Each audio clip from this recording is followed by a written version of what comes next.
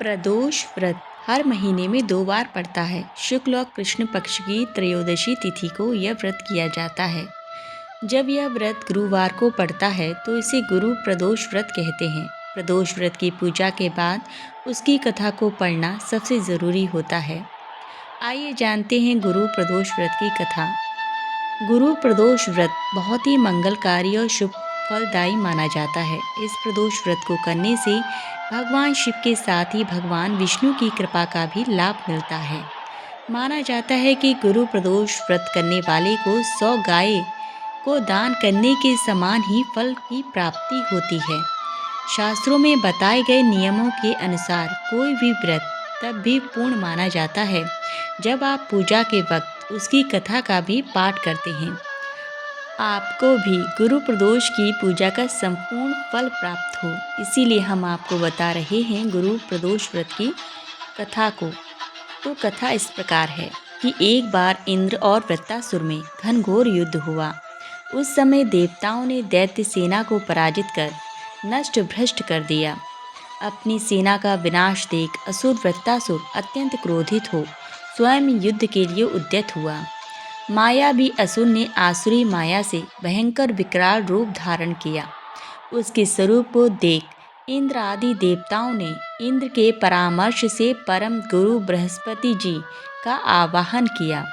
गुरु तत्काल आकर कहने लगे, हे देवेंद्र, अब तुम वृत्तासुर की कथा ध्यान मग्न होकर सुनो। वृत्तासुर प्रथम बड़ा तपस्वी कर्मनिष्ठ था। इसने गंध मादन पर्वत पर उग्र तप करके शिवजी को प्रसन्न किया था। पूर्व समय में यह चित्ररथ नाम का राजा था। तुम्हारे समीप जो सुरमय वन है वह इसी का राज्य था। अब साधु प्रवृत्ति विचारमान महात्मा उस वन में आनंद लेते हैं। ये भगवान के दर्शन की अनुपम भूमि है। एक समय चित्ररथ स्वेच्छा से कैलाश पर्वत पर चला गया। भगवान का स्वरूप और वाम अंग में जगदम्बा को विराजमान देख चित्ररथ हंसा और हाथ जोड़कर शिव शंकर से बोला, हे प्रभु, हम माया मोहित हो विषयों में फंसे रहने के कारण स्त्रियों के वशीभूत रहते हैं, किंतु देवलोक में ऐसा कहीं दृष्टिगोचर नहीं हुआ कि कोई स्त्री सहित सभा में बैठे। चित्ररथ के ऐसे वचन सुनकर सर्वव्यापी भगवान शिव हंसकर बोले कि हे राजन, मेरा व्यवहारिक दृष्टिकोण पृथक है। मैंने मृत्युदाता कालकूट महाविष का पान किया है, फिर भी तुम साधारण जनों की भांति मेरी हंसी उड़ाते हो। तभी पार्वती क्रोधित हो चित्ररथ की ओर देखती हुई कहने लगी, ओ दुष्ट, तूने सर्वव्यापी महेश्वर के साथ मेरी भी हंसी उड़ाई है। तुझे अपने कर्मों का फल भोगना ही पड़ेगा। उपस्थित महासत महान विशुद्ध प्रकृति के शास्त्र तत्वान्वेषी हैं और सनक सनंदन सनत कुमार हैं। ये सर्व अज्ञान नष्ट हो जाने पर शिव भक्ति में तत्पर हैं। अरे मूर्ख राज, तू अति चतुर है, अतः मैं तुझे वह शिक्षा दूंगी कि फिर तू ऐसे संतों के मजाक का दुस्साहस ही नहीं करेगा। अब तू दैत्य स्वरूप धारण कर विमान से नीचे गिर। तुझे मैं शाप देती हूँ कि अभी पृथ्वी पर चला जा। जब जगदम्बा भवानी ने चित्ररथ को यह शाप दिया तो वह तत्क्षण विमान से गिरकर राक्षस योनि को प्राप्त हो गया और प्रख्यात महाअसुर नाम से प्रसिद्ध हुआ। त्वष्टा नामक ऋषि ने उसे श्रेष्ठ तप से उत्पन्न किया और अब वही वृत्तासुर शिव भक्ति में ब्रह्मचर्य से रहा।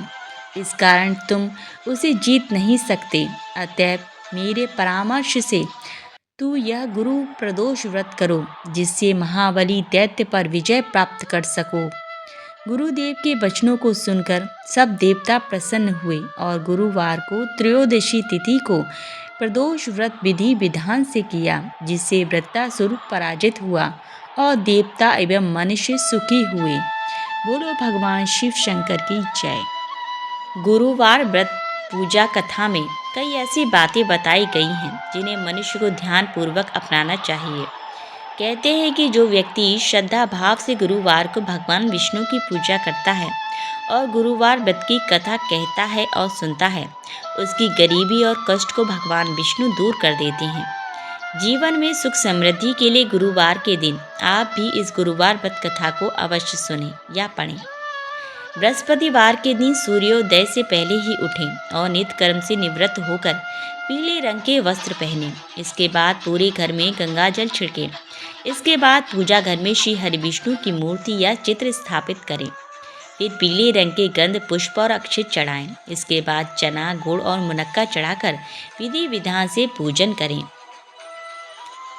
इसके बाद व्रत की कथा पढ़ें। कथा पढ़ने के बाद केले के पेड़ में जल चढ़ाएं। मंत्र उच्चारण के बाद बृहस्पतिवार व्रत की कथा पढ़ें। यह इस प्रकार है कि प्राचीन समय की बात है।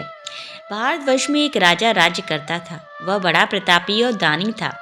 वह नित्य गरीबों और ब्राह्मणों की सेवा सहायता करता था। वह प्रतिदिन मंदिर में भगवान के दर्शन करने जाता था, लेकिन यह बात उसकी रानी को अच्छी नहीं लगती थी। वह ना तो किसी की पूजन करती थी और ना ही दान करने में उसका मन लगता था। एक दिन राजा शिकार खेलने वन को गए हुए थे, तो रानी और दासी महल में अकेली थी। उसी समय बृहस्पति देव साधु वेश में राजा के महल में भिक्षा के लिए गए और भिक्षा मांगी, तो राजा ने भिक्षा देने से मना कर दिया। रानी ने कहा कि हे साधु महाराज, मैं तो दान पुण्य से तंग आ गई हूँ। इस कार्य के लिए मेरे पति देव ही बहुत हैं। अब आप ऐसी कृपा करें कि सारा धन नष्ट हो जाए तथा मैं आराम से रह सकूं। साधु ने कहा, देवी तुम तो बड़ी अजीब हो। धन और संतान से कौन दुखी होता है? इसकी तो सभी कामना करते हैं। पापी भी पुत्र और धन की इच्छा करते हैं। अगर तुम्हारे पास अधिक धन है तो भूखे मनुष्य को भोजन कराओ, प्याऊ लगवाओ, ब्राह्मणों को दान दो, कुआं, तालाब, बावड़ी, बाग बगीचे आदि का निर्माण कराओ, मंदिर, पाठशाला, धर्मशाला बनवाकर दान दो, निधनों की कुंवारी कन्याओं का विवाह कराओ, साथ ही यज्ञ आदि कर्म करो और अपने धन को शुभ कार्यों में खर्च करो। ऐसे करने से तुम्हारा नाम परलोक में सार्थक होगा एवं स्वर्ग की प्राप्ति होगी। लेकिन रानी पर उपदेश का कोई प्रभाव न पड़ा। वह बोली, महाराज, मुझे ऐसे धन की आवश्यकता नहीं जिसको मैं अन्य लोगों को दान दूं, जिसको रखने और संभालने में ही मेरा सारा समय नष्ट हो जाए। अब आप ही ऐसी कृपा करें कि सारा धन नष्ट हो जाए तथा मैं आराम से रह सकूं। साधु ने उत्तर दिया, यदि तुम्हारी ऐसी इच्छा है तो जैसा मैं तुम्हें बताता तुम वैसा ही करना।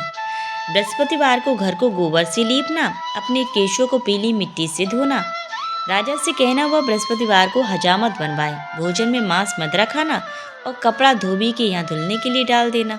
ऐसा करने से 7 बृहस्पतिवार में ही आपका सारा धन नष्ट हो जाएगा। इतना कहकर वह साधु महाराज वहां से अंतर्ध्यान हो गए। इसके बाद रानी ने वही किया जो साधु ने बताया था। 3 बृहस्पतिवार होते ही बीते थे कि उसका समस्त धन संपत्ति नष्ट हो गया। भोजन के लिए राजा रानी तरसने लगे। तब एक दिन राजा ने रानी से कहा कि तुम यहाँ पर रहो, मैं दूसरे देश में चाकरी के लिए चला जाऊँ, क्योंकि यहाँ पर मुझे सभी मनुष्य जानते हैं, इसलिए कोई कार्य नहीं कर सकता। देश चोरी परदेश भी एक बराबर है। ऐसा कहकर राजा परदेश चला गया। वहाँ जंगल को जाता और लकड़ी काट कर लाता और शहर में बेचता। इस तरह जीवन व्यतीत करने लगा। इधर राजा के बिना रानी और दासी दुखी रहने लगी। किसी दिन भोजन मिलता, किसी दिन जल पीकर ही रह जाती।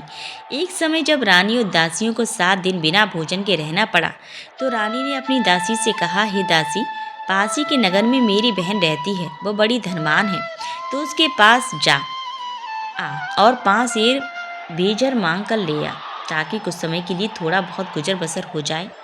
दासी रानी की बहन के पास गई। उस दिन बृहस्पतिवार था। रानी का बहन उस समय बृहस्पतिवार की कथा सुन रही थी। दासी ने रानी की बहन को अपनी रानी का संदेश दिया, लेकिन रानी की बहन ने कोई उत्तर नहीं दिया। जब दासी को रानी की बहन से कोई उत्तर नहीं मिला तो वो बहुत दुखी हुई।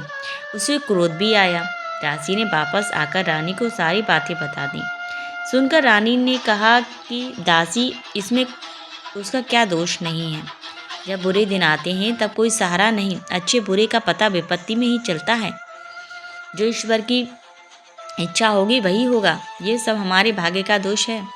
यह सब कहकर रानी ने अपने भाग्य को कोसा। उधर रानी की बहन ने सोचा कि मेरी बहन की दासी आई थी, लेकिन मैं उससे नहीं बोली, इससे वह बहुत दुखी हुई होगी। कथा सुनकर पूजन समाप्त कर वह अपनी बहन के घर गई और कहने लगी, हे बहन, मैं बृहस्पतिवार का व्रत कर रही हूँ, तुम्हारी दासी गई, लेकिन जब तक कथा होती है तब तक न उठते हैं न बोलते हैं, इसलिए मैं नहीं बोली। कहो दासी क्यों गई थी?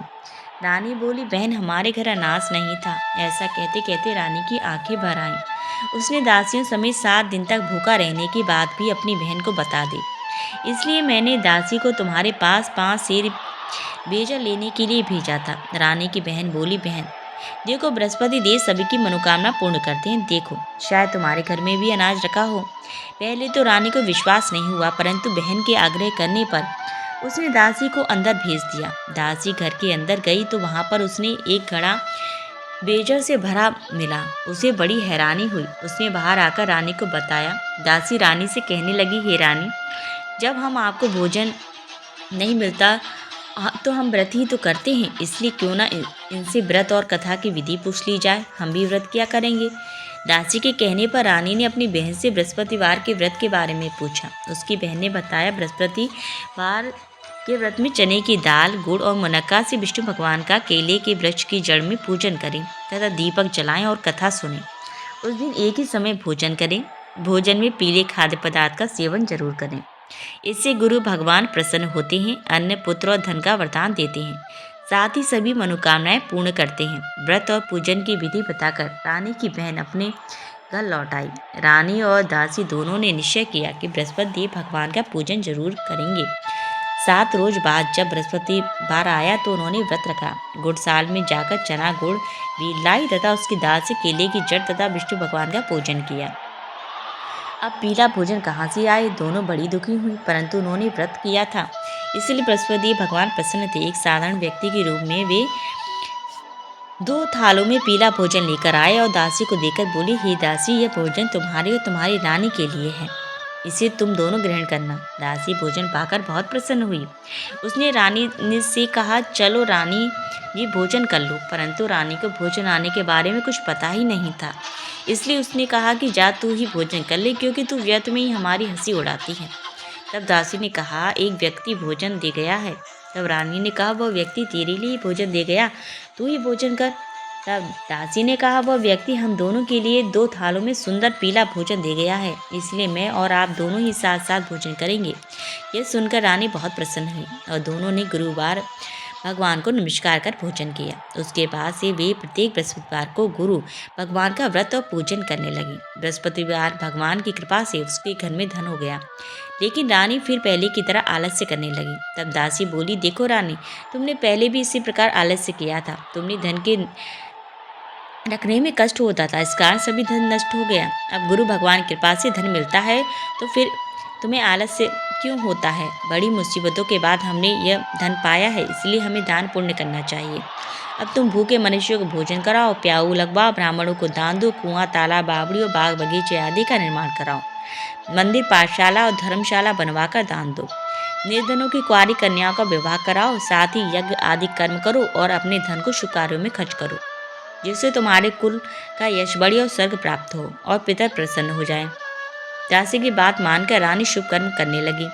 उसका यश फैलने लगा। एक दिन रानी और दासी आपस में विचार करने लगी, न जाने राजा किस दशा में होंगे, उनकी कोई खोज खबर भी नहीं है। उन्होंने श्रद्धापूर्वक बृहस्पतिवार भगवान से प्रार्थना की कि राजा जहाँ कहीं भी हो शीघ्र वापस आ जाएं। उसी रात्रि को बृहस्पति देव ने राजा को स्वप्न में कहा कि हे राजा, उठ, तेरी रानी तुझको याद करती है, अपने देश को लौट जा। राजा प्रातः काल उठा और जंगल से लकड़ी काटने के लिए जंगल की ओर दौड़ पड़ा। जंगल से गुजरते हुए विचार करने लगा कि रानी की गलती से उसे कितने दुख भोगने पड़े। राजपाट छोड़कर जंगल में रहना पड़ा मुझे, और लकड़ी काटकर शहर में जाकर बेचकर गुजारा करना पड़ा, और अपनी दशा को याद करके व्याकुल होने लगा। उसी समय राजा के पास बृहस्पति देव साधु के वेश में आकर बोले, हे लकड़हारे, तुम इस सुनसान जंगल में किस चिंता में बैठे हो, मुझे बताओ। यह सुनकर राजा के नेत्रों में जल भर आया और साधु की वंदना कर राजा ने अपनी संपूर्ण कहानी सुना दी। महात्मा दयालु होते हैं। वे राजा से बोले, हे राजा, तुम्हारी पत्नी ने बृहस्पति देव के प्रति अपराध किया था, जिसके कारण तुम्हारी यह दशा हुई है। अब तुम चिंता मत करो, भगवान तुम्हें पहले से अधिक धन देंगे। देखो, तुम्हारी पत्नी ने बृहस्पतिवार का व्रत शुरू कर दिया है। अब तुम भी बृहस्पतिवार के व्रत से चने की दाल, गुड़ और मुनक्का से भगवान विष्णु का केले के वृक्ष की जड़ में पूजन करो तथा दीपक जलाकर कथा सुनो। उस दिन एक ही समय भोजन करना, लेकिन भोजन में पीले खाद्य पदार्थ का सेवन जरूर करना। भगवान तुम्हारी सब कामनाओं को पूर्ण करेंगे। साधु की बात सुनकर राजा बोला, हे प्रभु, लकड़ी बेचकर तो इतना पैसा भी नहीं बचता जिससे भोजन के उपरांत कुछ बचा सकूं। मैंने रात्रि में अपनी रानी को व्याकुल देखा है। मेरे पास कोई साधन नहीं है जिससे उसका समाचार जान सकूं। फिर मैं कौन सी कहानी कहूँ, यह भी मुझको मालूम नहीं है। साधु ने कहा, हे राजा, मन में वसुदेव भगवान के पूजन व्रत का निश्चय करो, वे स्वयं तुम्हारे लिए कोई राह बना देंगे। बृहस्पतिवार के दिन तुम रोजाना की तरह लकड़ियाँ लेकर शहर में जाना। तुम्हें रोज से 2 गुना धन मिलेगा, जिससे तुम भली भांति भोजन कर लोगे तथा बृहस्पति देव की पूजा का सामान भी आ जाएगा। राजा ने ऐसा ही किया और उसको मनोवांछित फल की प्राप्ति हो गई। इस प्रकार जो भी ये कथा को पढ़ता या सुनता है, उसके सभी मनोरथ पूर्ण हो जाते हैं। तो बोलो, जय बृहस्पति देव।